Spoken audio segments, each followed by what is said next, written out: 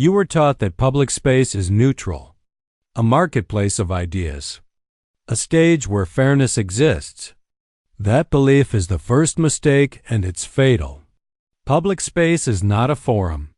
It is a battlefield disguised as civility. Every pair of eyes is a weapon. Every silence is an assessment. Every reaction is a test of rank. The moment you are visible, you are no longer a person, you are a position. Positions invite challenge. Invisibility is safety. Visibility is provocation. This is the first lens shift. Nothing you do in view is interpreted at face value. It is measured for weakness, inconsistency, and violation of hierarchy. The crowd is not watching to understand you. It is watching to place you. Most men fail here because they confuse morality with immunity. They believe good intentions soften judgment. They believe honesty disarms hostility. They believe restraint is respected. This is a childish model of human behavior.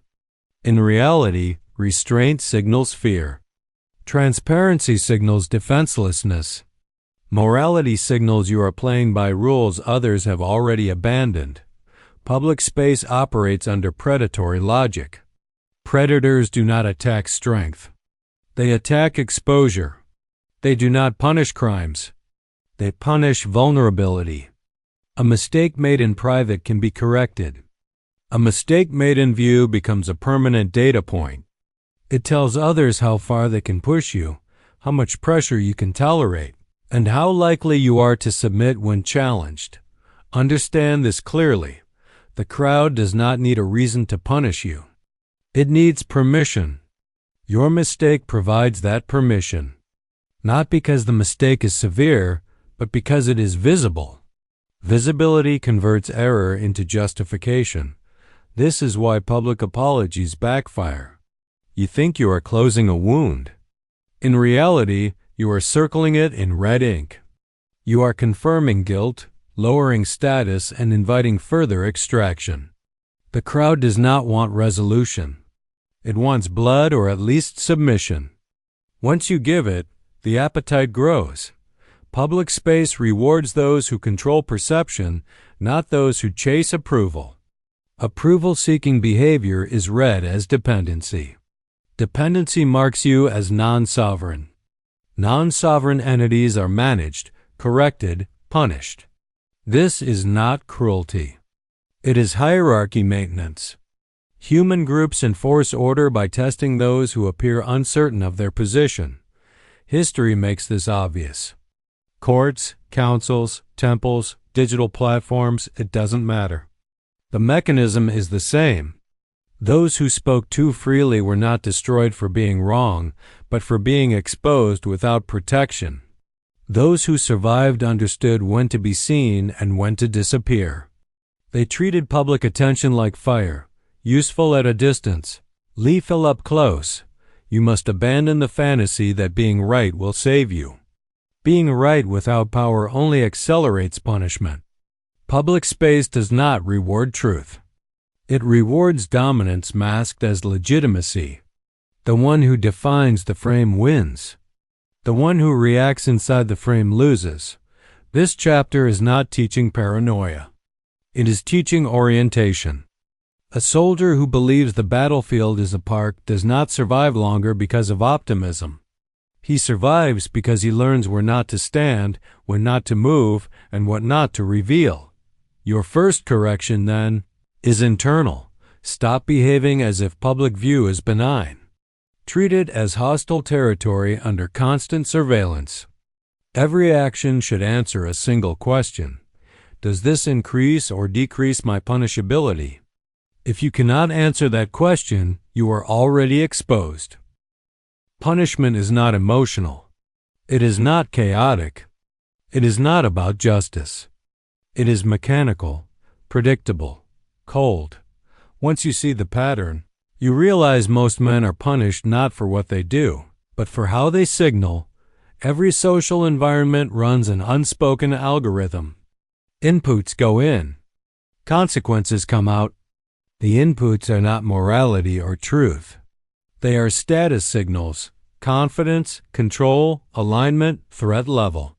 When you violate these variables in public view, the system responds automatically. No villain required. The first variable is rank ambiguity. When you appear unsure of your position, others rush to define it for you. This is why hesitation invites attack. Not because people are cruel, but because ambiguity destabilizes hierarchy. Hierarchy must be clarified, and punishment is the fastest clarifier available. The second variable is self-exposure. The more you explain yourself, the more surface area you present. Every explanation creates a new angle of attack. You believe clarity protects you. In reality, clarity arms your observers. A man who over-explains is broadcasting that he fears. Misinterpretation and fear is permission. The third variable is moral signaling. This is the most misunderstood trigger. When you publicly emphasize fairness, kindness, or good intentions, you believe you are shielding yourself. What you are actually doing is declaring that you expect moral reciprocity. That expectation marks you as exploitable. Predatory systems punish those who rely on ethics instead of leverage. Now comes the critical inversion. Small mistakes are punished more severely than large ones. Why? Because large mistakes imply power. They suggest immunity. Small mistakes suggest fragility. The system does not attack the powerful offender. It attacks the manageable one. You are not punished for failing, you are punished for being punishable. This is why public spaces are filled with selective enforcement. Many commit the same errors. Only a few are targeted. Those few share the same traits. They react, they apologize, they seek closure, they attempt to restore harmony. Each response confirms the algorithm's assessment: low threat, high compliance. Once flagged, punishment escalates in stages. First comes testing. A comment. A joke. A subtle challenge. If you respond emotionally or defensively, the system advances. Second comes correction. Public disagreement framed as guidance or concern. If you accept it publicly, you confirm subordinate status. Third comes extraction. Demands for apology, clarification, or alignment. At this stage, compliance no longer stops the process. It feeds it. The mistake men make is assuming punishment ends when they submit. It doesn't. Submission reclassifies you. You move from potential threat to manageable resource. Resources are used repeatedly. Notice what is absent from this algorithm: intent. Your reasons do not matter. Your inner values do not matter. The system does not read minds. It reads behavior. This is why intelligent, well-meaning men are often punished more than openly aggressive ones. Intelligence without dominance creates clean, readable signals. The algorithm loves clean data. The elite understand this. They do not avoid mistakes. They avoid visibility during mistakes. They compartmentalize. They delay responses. They let ambiguity rot accusations before engaging. They never rush to close a narrative they did not open. Most importantly, they do not personalize punishment. They do not ask, "Why are they doing this to me?" That question assumes malice. The correct question is, "What signal did I emit?" Once you understand the punishment algorithm, outrage dissolves. Confusion disappears. What remains is strategy. You stop trying to be understood and start controlling inputs. Public space is not judging you. It is sorting you, and sorting is never gentle. Once you understand the algorithm, the next layer becomes obvious. Punishment doesn't target individuals randomly. It targets archetypes. Predictable behavioral patterns that signal how easily a man can be corrected, contained, or consumed. Public space doesn't see you as complex. It reduces you. Fast, brutally. You are sorted into a role, and that role determines how you are treated. The first archetype is the apologizer.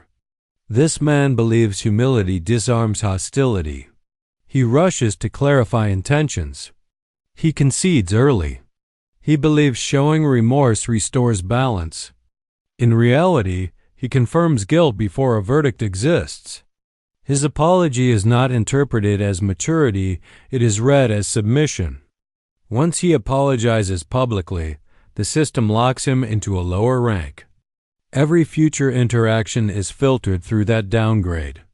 He is no longer debated. He is managed. The second archetype is the moral performer. This one is more dangerous to himself. He broadcasts values, fairness, compassion, and principles in public view. He believes virtue creates protection. What it actually creates is expectation. The crowd now holds him to a higher standard than itself. Any deviation, real or imagined, becomes an opportunity to punish hypocrisy. Moral signaling builds a scaffold for your execution. The higher you climb, the longer the fall. The third archetype is the transparent fool. He overshares. He explains context. He reveals internal process. He believes openness builds trust. But transparency without power is exposure. Every detail becomes ammunition. Every explanation reveals pressure points.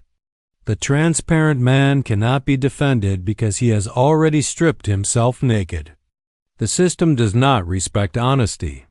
It exploits it. Then there is the reactive man. This one responds too fast. He argues and comments. He corrects misunderstandings immediately. He tries to regain control of the narrative in real time. Speed feels like strength to him. To observers, it looks like loss of composure. Reactivity signals that the frame matters to you, and whatever matters to you can be used against you. Finally, the most pitiful archetype, the consensus seeker. He scans the room before speaking. He adjusts tone to please. He asks, implicitly or explicitly, for permission to exist. This man is never punished all at once. He is slowly erased. His ideas are ignored. His presence is tolerated but not respected. When punishment comes, no one defends him because he never stood for anything that required defense. Here is the uncomfortable truth. These archetypes are not personality flaws. They are adaptive behaviors learned in safe environments. School, family, institutions that promised fairness. Those environments trained you for cooperation, not dominance. They rewarded visibility without consequence. Public space is not one of those environments. The system punishes these archetypes not out of hatred, but efficiency. They are easy to read, easy to predict, easy to correct. In evolutionary terms, they signal low resistance. Low resistance invites pressure. Notice who is missing from this list: the silent, ambiguous, slow-moving operator. The man who does not explain himself. The man who does not rush to close narratives. The man who lets others project while revealing nothing. He is difficult to classify, and what cannot be classified cannot be easily punished. Punishment follows certainty. The more clearly you define yourself publicly, the more precisely you can be targeted. Identity, when exposed prematurely, becomes a liability. This chapter is not asking you to become cruel. It is asking you to become unreadable, to abandon behaviors that feel socially rewarded but strategically suicidal. Because in public space, archetypes are cages, and once you are inside one, the door does not reopen. Punishment is not a flaw in human systems. It is the feature. Strip away laws, platforms, institutions, and language, and what remains is the same ancient impulse. Humans stabilize hierarchy by watching someone fall. This is the part most men resist because it offends their self-image. They want to believe punishment is reluctant, regrettable, necessary evil. It isn't. punishment is gratifying. It provides emotional payoff, social bonding, and status confirmation all at once. When you make a mistake in view, you don't just violate a rule. You offer a sacrifice. The crowd experiences relief. Your exposure reassures them that the system works, that deviation has consequences, that chaos is contained. By punishing you, they are not attacking you personally, they are reaffirming order. This is why punishment is often excessive. It is not calibrated to the crime, but to the audience's need for reassurance. History is saturated with this pattern. Public trials were not about justice. They were theater. Executions were not about removing threats. They were about reminding everyone else of their place. The crowd didn't attend reluctantly. They gathered eagerly. Punishment bonded them. It gave them shared purpose. Modern platforms did not invent this instinct. They industrialized it. In digital public space, punishment is frictionless. No physical risk. No accountability. Maximum moral cover. You can attack while claiming virtue. You can destroy while calling it accountability. This is the most efficient punishment environment humans have ever built. And here is the critical inversion. Punishment feels safest when directed at someone who appears similar but slightly weaker. Not an enemy. Not an outlier. Someone close enough to identify with, but vulnerable enough to dominate. This is why moral crowds turn savagely on their own members. Internal punishment proves loyalty to the group. When you fall, others rush to distance themselves. Not because they disagree with you, but because they want to signal alignment with the punishing force. Silence becomes survival. Participation becomes protection. This is how punishment cascades. Human nature does not ask, "Is this fair?" It asks, "Am I safe if I join in?" This is why defenders disappear the moment punishment begins. Defense carries risk. Punishment carries reward. The math is simple. Only those with surplus power can afford to intervene. Everyone else adapts. Understand this. You are not punished because you are wrong. You are punished because your punishment benefits others. It elevates their moral status, reinforces their belonging, and removes a potential competitor. Once you see this, the emotional confusion dissolves. You stop taking punishment personally. You stop expecting restraint from crowds. You stop waiting for fairness to intervene. Fairness is a story told to those without leverage. The threat deepens here. If punishment is pleasurable and socially rewarded, it does not stop on its own. It escalates until resistance appears or the target is exhausted. The system does not self-correct. It feeds. This is why strategic men never rely on goodwill. They rely on friction, ambiguity, delay. They understand that the most dangerous moment is not when you are attacked, but when attacking you becomes entertaining. The crowd does not need proof. It needs momentum. And momentum, once formed, does not care who you really are. At this stage, the naive man asks how to defend himself. That question already concedes ground. Defense assumes the frame is legitimate. Strategy does not defend, it repositions. The correct move is not to disappear completely. Total absence forfeits influence. The move is controlled visibility, deciding when, how, and why you are seen. You stop treating exposure as default and start treating it as a resource. First rule: never resolve narratives you didn't create. When accusation or misunderstanding appears, the impulse is to clarify. Resist it. Clarification feeds momentum. Silence starves it. Most public attacks die when they are denied oxygen. Engagement keeps them alive. The system expects reaction. Deny it. Second rule: delay is dominance. Immediate response signals urgency. Urgency signals pressure. Pressure signals vulnerability. Strategic delay reframes the interaction. You are not responding because you are accused. You are responding because you choose to. Time cools crowds and fractures alignment. By the time you speak, the appetite has already moved on. Third rule, never speak from the position of the accused. Once you accept that posture, you are negotiating loss.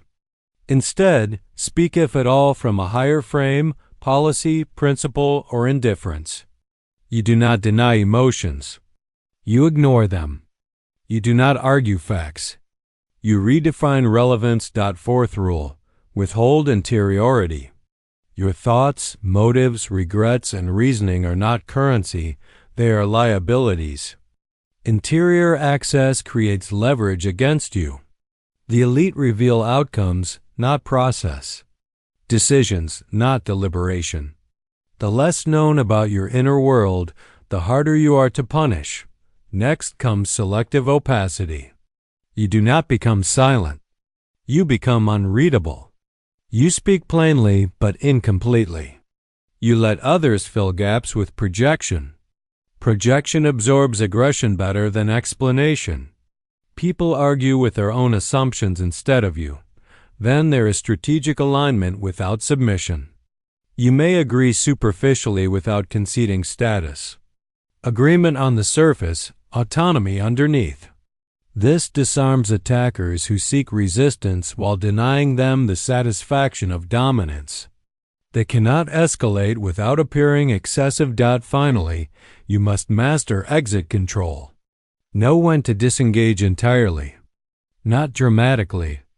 Not defensively. Casually. Withdrawal without explanation is power. It denies closure, and denial unsettles systems built on resolution. The crowd wants endings. You deny them. These behaviors feel counterintuitive because they violate social conditioning. You were trained to be responsive, open, accountable. Those traits function only inside protective hierarchies. In hostile ones, they are weaknesses. Controlled visibility is not cowardice. It is resource management. Every appearance costs something. Every word reveals something. The disciplined man spends neither casually.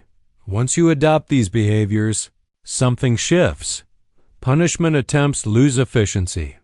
Attacks feel heavier, slower, riskier. The system looks elsewhere for easier targets, because punishment, like any force, follows the path of least resistance, and you are no longer it. Everything up to this point has been tactical. This chapter is surgical, because the greatest vulnerability you carry into public space is not a behavior. It is an identity that no longer fits the environment you're operating in. The identity that gets punished is not unlucky. It is obsolete. You were shaped to be legible, agreeable, morally fluent. You learned to externalize your value so others could confirm it. Approval was currency. Visibility was validation.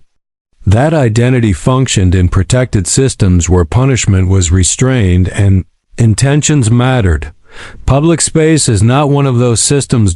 So long as you carry that identity, every strategy will feel unnatural. Silence will feel like weakness. Withholding will feel dishonest. Delay will feel cowardly. You will constantly betray your own tactics because your identity demands exposure. That identity must die. Identity death is not a metaphor here. It is the deliberate killing of a self-concept that no longer preserves you. This is why most men fail even after learning the rules. They try to add strategy without removing the operating system that contradicts it. The punished identity has three defining traits. It needs to be seen as good. It needs to be understood.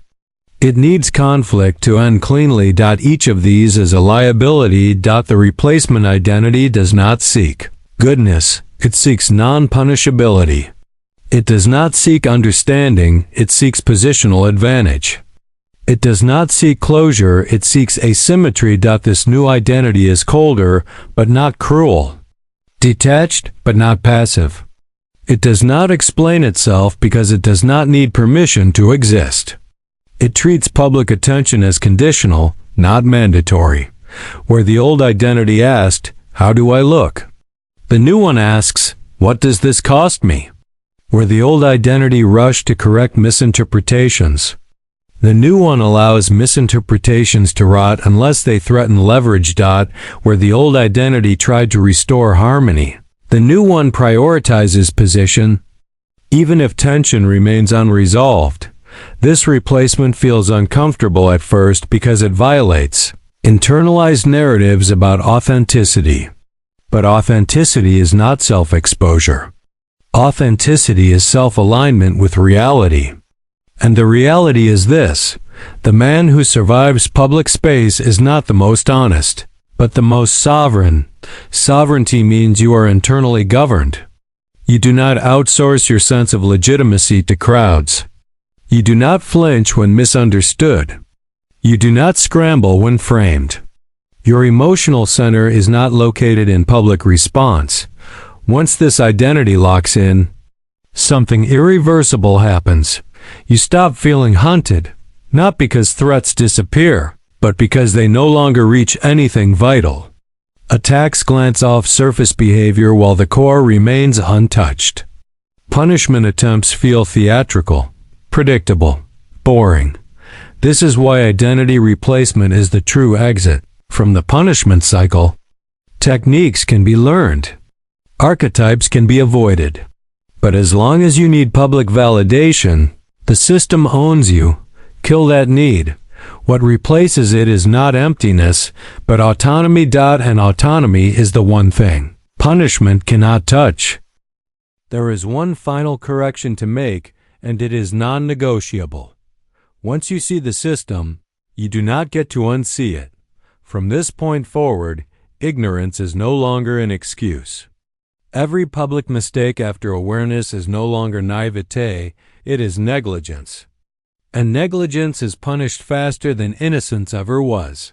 This is the final warning. Public space does not forgive repeat offenders. The first punishment is instructional. The second is corrective. The third is eliminative. Systems tolerate learning curves. They do not tolerate men who refuse to adapt. You are now operating under a new rule set. You must observe before you act. You must map power before you speak. You must measure exposure before you move. Those who don't are quietly removed, not always through spectacle, but through attrition. Access dries up. Credibility decays. Influence evaporates. The erasure is subtle, which makes it more dangerous. You don't notice it until nothing responds to you anymore. The elite are not louder than you. They are not smarter than you. They are simply disciplined in one area you were never trained to master: restraint under observation. They understand that visibility is optional, that silence is not absence, that the most powerful move is often to let others reveal themselves while you remain undefined. This is the final inversion. The man who tries to control perception loses it. The man who controls himself cannot be controlled. From here on, your task is simple, but not easy. Watch who gets punished. Watch why. Watch what they revealed right before it happened. Then subtract those behaviors from your own operating system without announcement, without justification, without explanation. No declarations. No moral speeches. No final statements. Transformation is silent. If you apply this lens consistently, you will notice a shift. Fewer challenges, fewer tests, fewer attempts to correct you. Not because you became agreeable, but because you became expensive to target. And if you ignore this warning, if you continue to behave as if public space is fair, benevolent, or forgiving, then understand this clearly. The system will not debate you. It will not educate you. It will not warn you again. It will simply select someone else to stand where you used to be, and you will disappear wondering what went wrong, long after the decision was made. End.